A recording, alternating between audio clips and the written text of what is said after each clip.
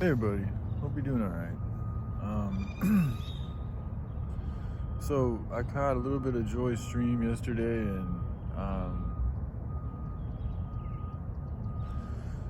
she was talking about how she's a loser, and it's interesting too because yesterday I was feeling very kind of low self-esteem. I don't know, actually, in the beginning of the day I felt good, but as it progressed on, I ate a lot of food and kind of lowered me down a little bit, and I started kind of just, I didn't, the presentation I showed, the little rough draft, it wasn't as, attractive as I'd like it to be, and I started just kind of getting in doubt about, why I'm really here and why I'm really doing these things, and is it fucking something I really wants to be about? Is it really authentic to me? Then she made the stream talking about how, she feels like a loser and and all this stuff, and maybe it's just a collective feeling that's been going on for everybody right now. I'm not sure, but I just want to say that, Joy, I don't think you're a loser. I think you have a lot of heart in you. And I think we live in a world where, those type of things, having a lot of heart doesn't, it isn't a paycheck. It isn't materialistic fucking goods and income. And I think sometimes, myself included, I can look down on myself and feel like I'm a loser because I don't have, not so much anymore, but sometimes it hits me, not to have a place, not to have all these other commodities that fucking people have, and to not have, a set kind of direction or quote unquote career, as people call it. But, for me, this goes back into, the good book and just being a divine being, to be honest, man. Somebody with a lot of love and care and passion in their heart. You're going to be set apart.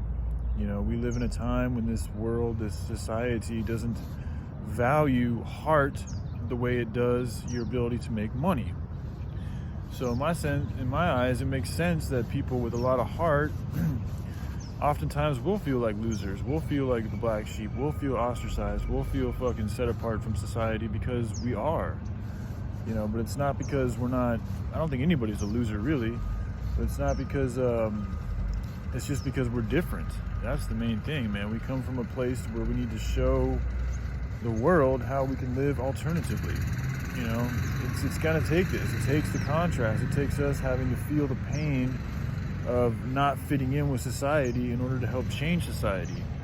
But that can be, you can get caught up in not fitting in and feel like, your whole, you can feel worthless. You can feel like, well, what's the point of my life? Where am I supposed to go? Why am I a loser? Why do I don't have all these other things and happy and da-da-da-da like everybody else is? Even though inside myself I feel a sense of wealth that, isn't, determined by fucking the amount of money you have in your fucking, bank account, or what type of car you're driving, or what type of clothes you have, or your friends, or your social life. No, it's determined by you and who you really are, and the words you can speak, and how you truly care about yourself and others. That's the true value. That's the true wealth. That's the true, really most high, whatever you want to call it, currency. And we have to go through these times. We have chosen, I think, to come here, or whatever you want to call it. Maybe not chosen, just energetically, vibrationally been drawn here for a specific reason, to help be that shining star, for help be that set apart fucking entity for all of humanity. But we had to come in here, we had to fucking conform. We didn't really have a choice. Just you grow up in this society, absorb everything that you're around. Dr. Bruce Lipton has already talked about epigenetics is real. Your cells absorb the reality you're around and the people you're around. So we've had to come here and essentially assimilate to an extent, this life, become a part of this life, even though inside of us, there was something that's always going to be different. The core essence of us is always going to be from somewhere else. It's going to be set apart. It's going to be different. So it's not like we completely changed, but a lot of our outer shells, a lot of our other layers did change to such an extent to where we became that, we expressed that, and we worked on that, paid energy to that. But deep down inside, we've always had this calling. We've always had this kind of void, because we know that's not really who we are deep down. And because we have such a deep connection to ourselves that other people don't have, we've always been torn, and I think that's why we can feel like losers sometimes. We can feel like pieces of shit and like we don't fit in and everything's fucking wrong, because we weren't meant to fit in. We weren't meant to be fucking winners in this society. We're meant to be, you know, quote unquote winners in the new alternative society. I don't think we all came here. I think there's a ton of angels here on the earth, maybe more so than there ever has been. Whatever you want to call them, divine beings, fucking lovers, just really good ass people who just really want to help out and do good works and have fun while doing it. You know, I think there's more of us than there ever has been. There's so many of us, you know, and so I don't think we all just came here just to have everything fucking collapse. Now, it's not to say there's not going to be a lot of catastrophe and chaos and mayhem. I mean, nothing's really chaotic, but the pain's got to come. You know, there is a war here, you know, and there is casualties in war. It is what it is. But we can do what we can, knowing who we are to the deepest core of our being, and fucking help be the example for that for the rest of humanity. And I think that's what Joy is. You know, I think she is always kind of been set apart, and she's used a lot of things like myself as escapism because she hasn't known what to do with that core, because there isn't really a place for that type of passion in this society. That's why for me, like, all I got, you know, to work on that I feel really good about is this project, because it gives me a template, it gives me an area and a vessel to fucking utilize that deep coreness inside myself and turn it into something that's real, that I can share with the rest of humanity. It's also good for the whole world and all the ethers and everything. So, you know, I think people like her and others, many others, you know, this is our calling, you know, and I love to talk about it with people, and, you know, not just, you know, it be my idea and fucking perpetuate just that, you know, but at the same time, if I feel like I've got, you know, a bit of a perspective on things and a connection to the passion and the alternativeness that it takes to really bring about that alternative reality, then I have to at least kind of lead the way in an energetic kind of way, and also, you know, be open to suggestions, because I don't know everything. I'm not an experienced hemp grower. I'm not good at business. I'm still have a lot of issues I got to work out with. So, like, we're all here to help us each other. I just happen to have that imaginative, creative. I like to write. I like to read.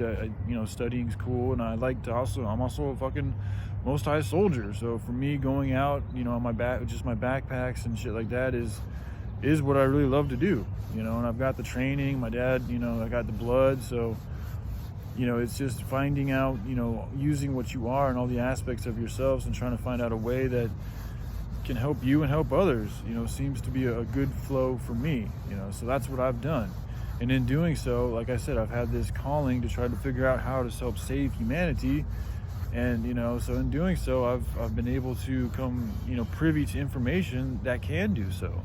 It's a very simple pattern. It's all about just nonprofit and taking care of everything as well as we can without fucking allowing toxicity and corruption and, you know, pollution, all these things to fucking continue to perpetuate.